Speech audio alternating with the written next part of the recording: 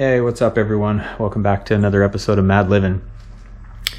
First and foremost, for those of you that are currently subscribed or have watched some of my videos, thank you so much. I greatly appreciate it. If you are new here and you like the outdoors in general, adventure type lifestyle, camping, hiking, fishing, getting off grid and just exploring, that's kind of what this channel is about.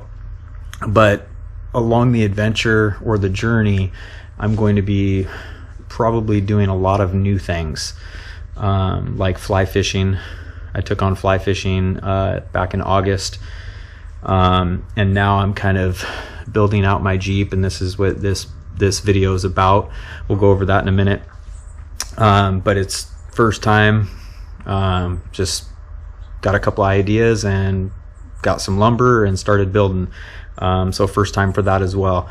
So a lot of first time adventures, and so I'm going to be learning as I go. And those are the kind of things that, you know, I want to do, because I can kind of learn as I go, critique, learn what works, what doesn't work, so on and so forth. And then if you guys are watching the videos and you want to build something in the back of your SUV, or you want to take on fly fishing, hopefully the things that I'm doing and learning and passing on helps you. So if you're into that, please hit the subscribe button, so you can be updated on all of my videos. So I'm going to jump up into one of my previous videos when I went fishing. At the end of this video, stick around if you want to know about my new fly fishing boots, and what I did to them to help me from slipping and falling in the water again.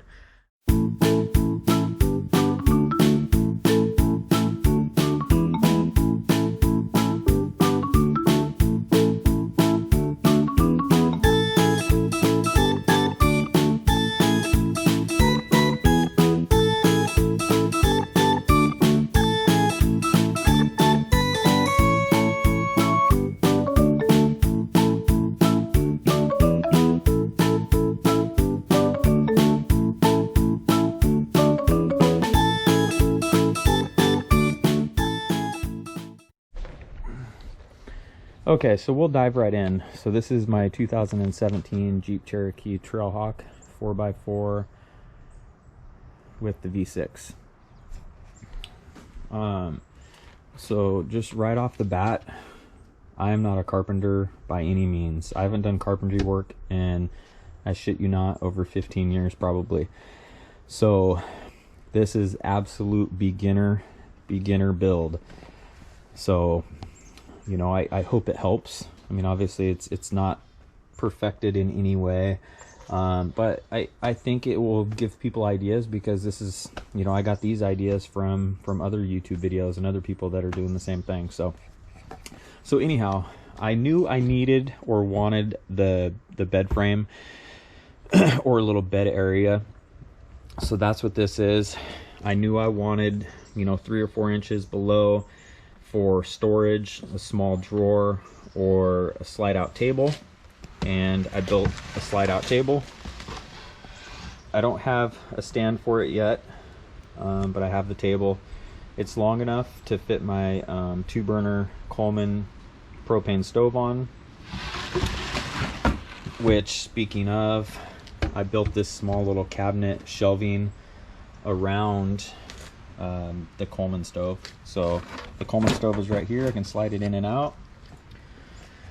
And then inside, I will build more shelving. So I'll probably build another shelf up high, or that, and then make some dividers over here for some more storage area. I'm not sure exactly what's going to be done.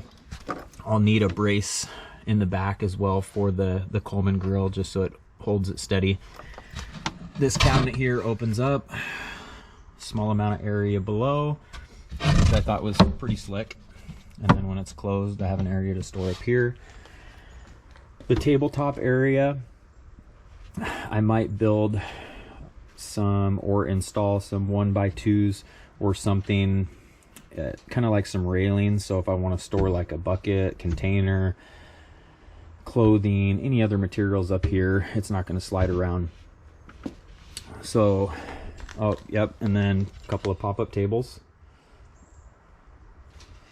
This was all used from scraps. So I can leave a list of the materials I used, but I only bought one piece of plywood, 1/2-inch plywood, and I just tried to use everything without going and buying more. So that's why this one's cut, just because I used this piece. It worked out good. I'll make a little stand for it, so this stands up, and it also extends this platform area. Walk around over here. I have another little table here. This table is going to be for when I'm inside the Jeep, for, you know, my drinks, food, cell phone, whatever I decide to store up here. This area I left open for now until I decide what I want to do, but I might just leave it an open space for other containers, clothing, whatever I decide. Then the headroom area. So my front seat folds all the way down, and I need, of course, at least 6 feet. So I built this, used some rounded 1x2s because it would be resting. It's going to be resting on this leather, so I didn't want to damage this. So when you fold this up, it rests perfectly on there. 6 foot total length, so I have plenty of room. And then if my daughter needs to ride with me, or I need a passenger in the vehicle, I can fold this up, and then the seat comes forward.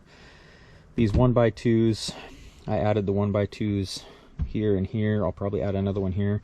This area fits perfect for both of my coolers, which is slick, and then the cooler sitting here I can also access from the driver's seat.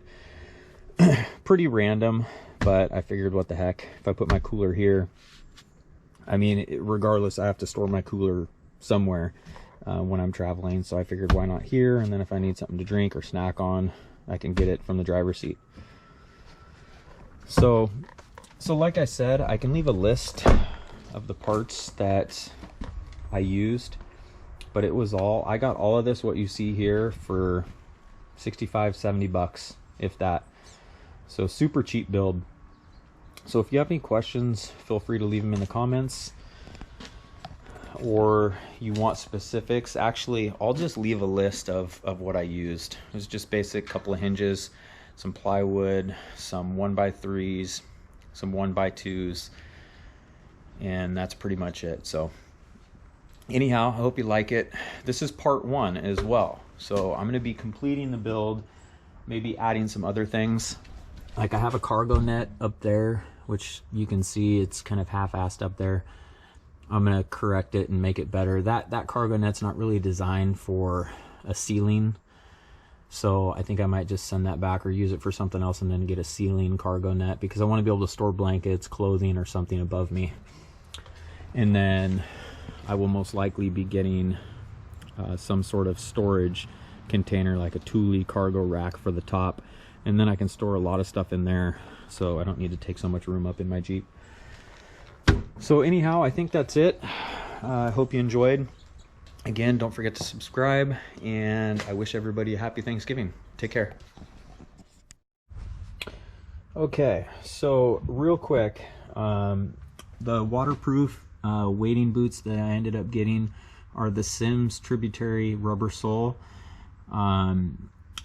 Super popular boot, and I read a ton of reviews, and everybody highly recommended them. So this is what I ended up buying.